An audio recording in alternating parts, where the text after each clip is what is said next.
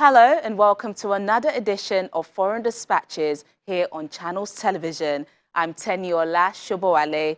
On the program this week, Afghanistan declared an Islamic emirate as Taliban announces new government. The Taliban has announced an interim government in Afghanistan, declaring the country an Islamic emirate. The list of cabinet members is dominated by members of the group's old guard, with no women included. Let's take a closer look. The Taliban announced its new government on Tuesday, naming Mullah Hassan Akhund, an associate of the movement's late founder Mullah Omar, as acting prime minister. Akhund was the foreign minister and then deputy prime minister during the Taliban's rule in the late 90s. Mullah Abdul Ghani Barada will be deputy. Barada was responsible for attacks on coalition forces, according to the United Nations, and served 8 years in prison in Pakistan. Later, he became one of the group's most prominent political leaders in the peace talks with the United States.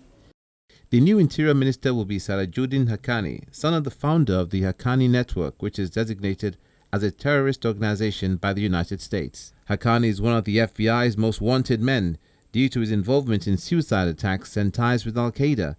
The U.S. State Department has offered a reward of up to $10 million for information leading to his arrest.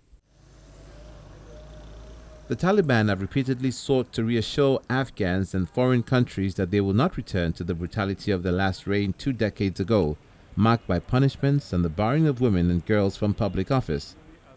But Tuesday's announcement that a group of established Taliban figures will be filling prominent governing roles did not appear to signal a brand new start.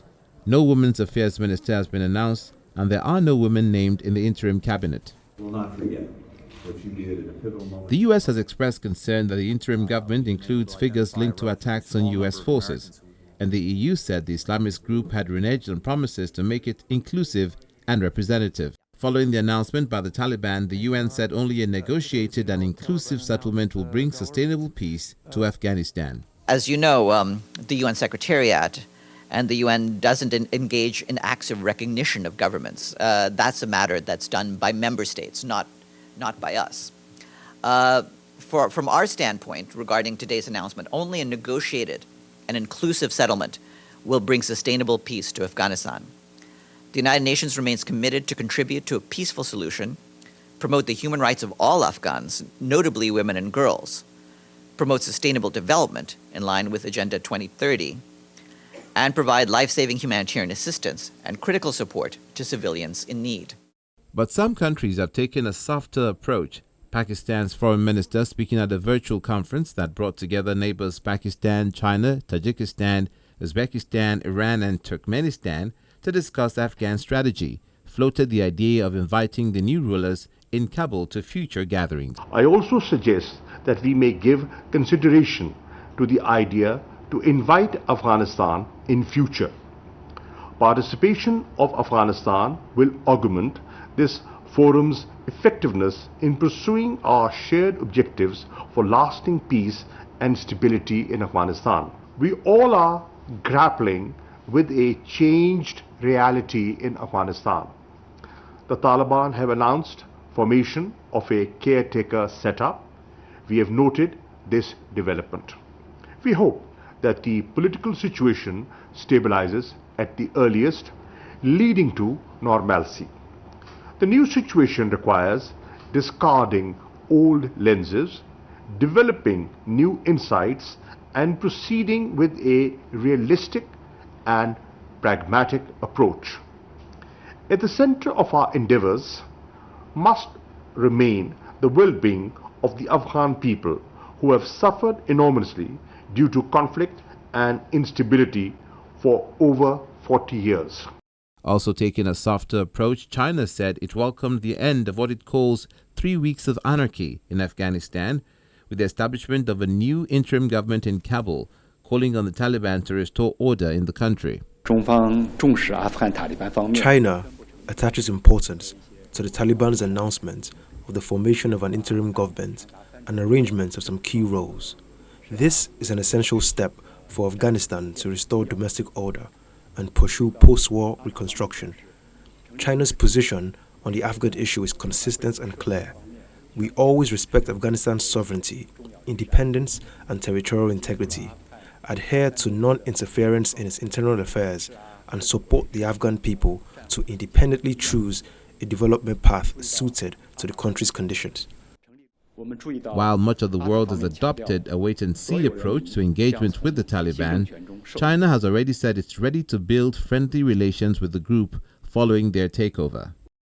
Despite the threat of violent beatings and retaliation, hundreds of women marched in the streets of Kabul on Tuesday, calling for the Taliban to respect their rights and making it clear that they would not easily surrender the gains they have made over the past 2 decades. But as the crowds grew, with the women joined by hundreds of men, the Taliban responded with warning shots. Women have been protesting for the past week, but on Tuesday, men also joined their calls for equality and safety. Hundreds of protesters took to the streets of Kabul to denounce the Taliban rule and demand women's rights. Protesters also chanted anti-Pakistan slogans, as many believe neighboring Pakistan supports the Taliban, which the country denies. The Taliban responded by firing gunfire into the air. Scores of people were seen running for cover as volleys of gunfire could be heard. Guards at a nearby bank opened its basement car park to dozens of women who sheltered from the gunfire for about 20 minutes. These protests are the biggest challenge to the Taliban's authority in Kabul so far and include bold and direct criticism of the group. The demonstrations come a day after Ahmed Massoud, the leader of anti-Taliban fighters in Afghanistan's Panjshir Valley, called for a national uprising by civilians against the militants. Many protesters showed support for the resistance fighters who claim are still fighting off the Taliban in Panjshir. Taliban on Monday claimed victory in the province, the final pocket of territory which has remained outside their rule. The militants who swept to power last month as the United States withdrew its troops after a 20-year war banned girls and women from schools and most work when they last ruled the country from 1996 to 2001. The group has now said women will be allowed to work across important sectors of society in line with Islamic law and their rights will be protected. Meanwhile, speaking of women's rights, students across Afghanistan have started returning to university classrooms after the Taliban stormed to power. And in some classes, females have been separated from their male peers by curtains or boards down the middle of the room. Afghan students resumed classes this week to recent changes segregating female students in class and partly restricting their access to campus. Females sit on one side while male students sit on the other side, separated by curtains. Many students, both male and female, are unhappy with the new normal. All I have to say to the Taliban is, do not create problems and challenges in the field of education so that we can carry on with our educational activities and employment like we used to in the past. Our request to the Taliban is not to be so strict and not to impose extremist laws on people. Despite assurances in recent weeks from the Taliban that women's rights will be honored in accordance with Islamic law, it is unclear what that will mean in practice. Their return to power has alarmed some women who fear they will lose the rights they fought for in the last 2 decades in the face of resistance from many families and officials in the deeply conservative Muslim country. When it last ruled from 1996 to 2001, the group banned girls from school and women from university and work. This week, a document outlining guidelines for resuming class circulated by an association of private universities in Afghanistan listed measures such as mandatory wearing of hijabs and separate entrances for female students. It also said female teachers should be hired to teach female students and that females should be taught separately or in smaller classes segregated by a curtain. While focus is centered on evacuations and the formation of Afghanistan's new government, many left behind face a desperate situation. International aid agencies have raised the alarm about an impending humanitarian crisis in the country, with the UN saying basic services are collapsing. Even before the Taliban victory, Afghanistan was heavily aid dependent, with more than a third of the country's gross domestic product drawn from foreign funding. Now, aid agencies warn of an impending humanitarian crisis amid food shortages. Well, the World Food Programme is managing to deliver quite a lot of food throughout the country, because over this last year, even before the political crisis, we've been scaling up the amount of food and nutrition assistance that we're giving in Afghanistan. So actually, it's really quite a large-scale operation that's carrying on, regardless of the turmoil. And this year already, we've reached about 5.8 million people, including some of those newly displaced people, the ones who fled from city to city as the Taliban swept to power, and even people in Kabul. So we are managing to work, but our problem is that it's a big scale up and we need food. We need to truck in food. And that's quite challenging. The latest statistics suggest that 1 in 3 Afghans is going hungry, meaning technically we'd call them food insecure, which means they're struggling from day to day just to get enough food on the table to live a normal life. And that's a lot of people. That's 14 million people. There is a new reality that our new authorities in Afghanistan, we engage as a humanitarian organization with these authorities as we have in the past more than 3 decades, in order to have an agreement on neutral, impartial, and independent humanitarian assistance, on the programs that we think are important to move forward, on the modalities for humanitarian assistance and protection work in the future. And in that context, it goes without saying that principled humanitarian work, diversity of teams, independent needs assessment, independent recruitment for us as well as for the Afghan Red Crescent Society. These are all issues which are important. I talk about, of course, the women, the children, the displaced, those detained, those released from detention and suffering from psychological and physical harm. These are all issues which were discussed in our conversations with the authorities, local as well as national, and which will be part of ICRC's hopefully increased and fastened response to the needs in Afghanistan. On Monday, the United Nations appealed for almost $200 million in extra funding for life-saving aid. This means a total of $606 million in aid is now needed for Afghanistan until the end of the year, as the country has been cut off from the international financial institutions and its foreign reserves frozen by the US since the Taliban takeover. Basic services in Afghanistan are collapsing, and food and other life-saving aid is about to run out. As we heard, the Secretary General has warned of a humanitarian catastrophe. We urge international donors to support this appeal fast and generously. If properly and fully funded, the appeal will deliver the following: critical food and livelihood assistance to nearly 11 million people, essential health services to 3.4 million people, treatment for acute malnutrition for more than 1 million children and women, water, sanitation and hygiene interventions for 2.5 million people, protection, including for children and survivors of gender-based violence for 1.5 million people. There are also projects addressing children's emergency education, as well as shelter and other non-food assistance. Compounding the crisis, because donors like the World Bank, the European Union and USAID are not allowed to deal with the new Taliban government, hundreds of medical facilities in Afghanistan are also at risk of imminent closure.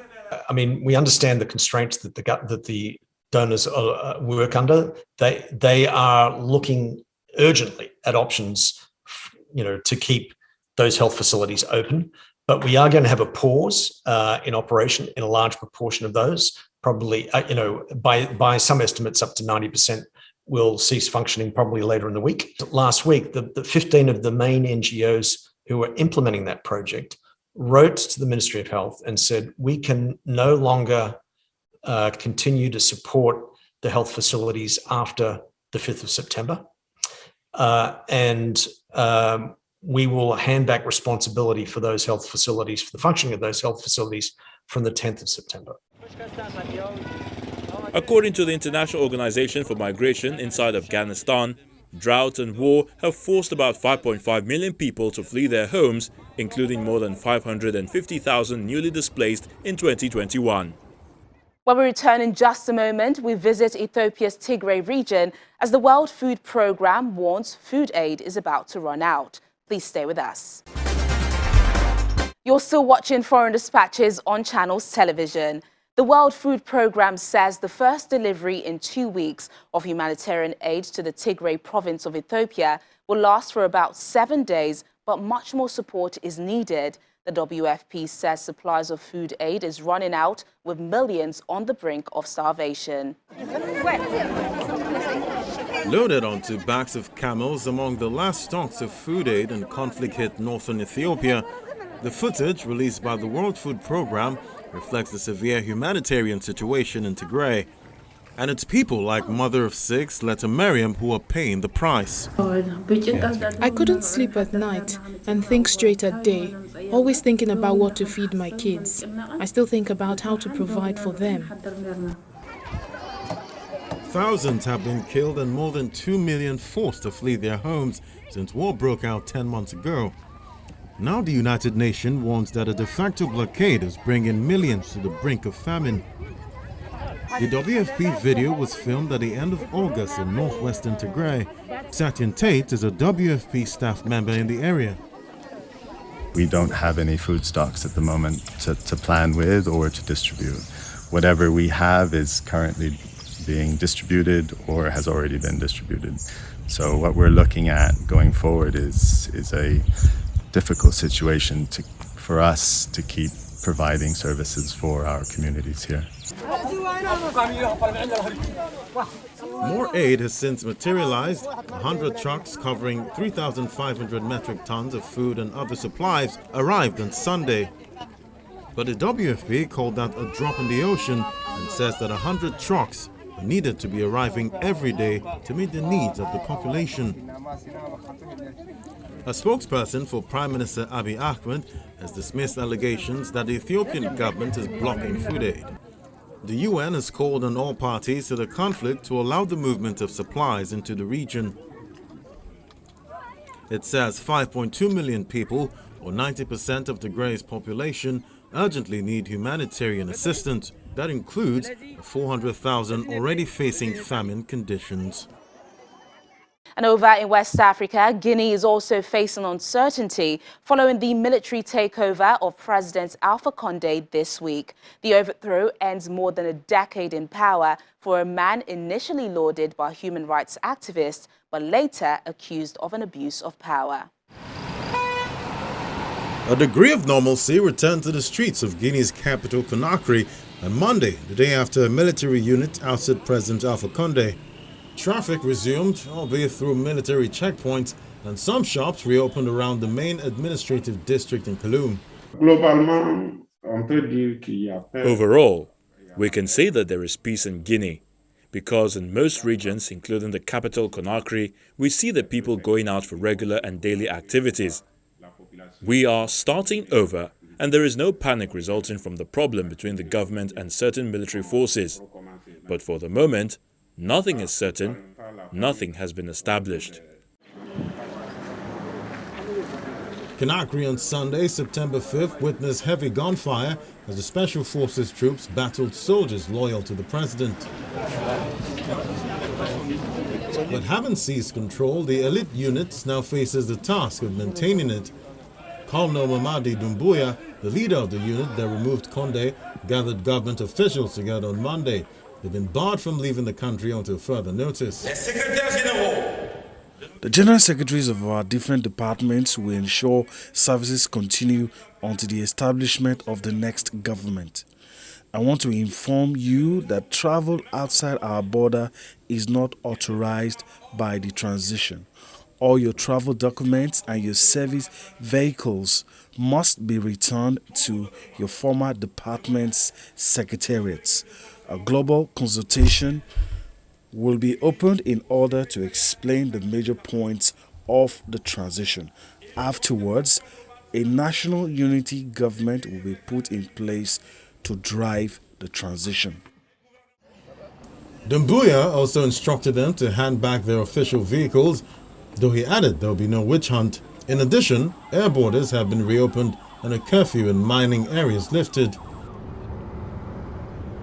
Guinea has the world's largest reserves of bauxite and ore used in the production of aluminum. Aluminum prices soared on Monday to a 10-year high over fears of supply disruption. The coup has also been met with condemnation from some of Guinea's strongest allies. The United Nations and Nigeria quickly denounced the takeover, and both the African Union and West Africa's regional bloc, ECOWAS, have threatened sanctions. But on the streets of Conakry, some celebrate the military overthrow of President Condé. It's a victory for the Guinean youth in general. We are really happy. We say, well done to the Guinean army, to the special forces. The youth has won. Today we are free. Everyone is free today. On Sunday, Doumbouya told state television that poverty and endemic corruption had driven his forces to oust Condé, but uncertainty remains. The coup caps off a dramatic fall from grace for Condé, whose election in 2010 was greeted with optimism by human rights activists and international organizations. The veteran opposition leader and human rights professor was at the time Guinea's most prominent champion of multi-party democracy. Guinea has seen sustained economic growth during Condé's decade in power, thanks to its bauxite, iron ore, gold and diamond wealth. But few of its citizens have seen the benefits, and critics say he failed to live up to his promises of delivering democratic restoration and ethnic reconciliation. And finally on the program, the race to get everyone vaccinated has led to the introduction of unique initiatives around the world. Last week, we told you about the drive-through vaccination center in South Africa. Now, officials have deployed a vaccination train to inoculate those living in rural communities. Take a look. The train now standing at Platform 1 could help protect you against COVID-19. With South Africa's inoculation campaign off to a slow start, a locomotive is being deployed to administer vaccines. Last month, vaccinations were made available to all adults as the government ramps up its rollout. The train makes it possible to avoid the long queues that have since formed at vaccination centers. We've been waiting for this moment for a very long time, especially we work in industries where, you need to be at work like all the time. So it was very crucial for me to get this vaccine. We are basically bringing the vaccines to the people. So it cuts down on patients having to travel long distances, wait in long queues, and sometimes even be turned back because vaccines are maybe finished or they get to clinics or hospitals late. The vaccine train is an initiative by state logistics firm Transnet. It's currently parked at Spring Station in South Africa's biggest city, Johannesburg. But in the first week of September, it departs for the rural Eastern Cape. There it will be available to villagers who often don't have access to basic health services. It's a good initiative because it's a schlep to go and drive and vaccinate. Queue first, vaccinate. So once it's closer, look, as you can see, it was very quick here. I don't think I even spent 20 minutes here. So there should be more of these. South Africa has been battered by 3 coronavirus waves. Millions have been infected and more than 80,000 have died, by far the continent's heaviest toll. With just 14% of adults fully vaccinated, the government is now aiming for 300,000 inoculations per day. The vaccine train, it's hoped, will help keep that ambition on track. Well, this is where we say goodbye till next time. Remember, our top stories are never far away. You can catch them on channelstv.com. Thank you so much for watching the program. I'm Tenyola Shoboale. Stay safe.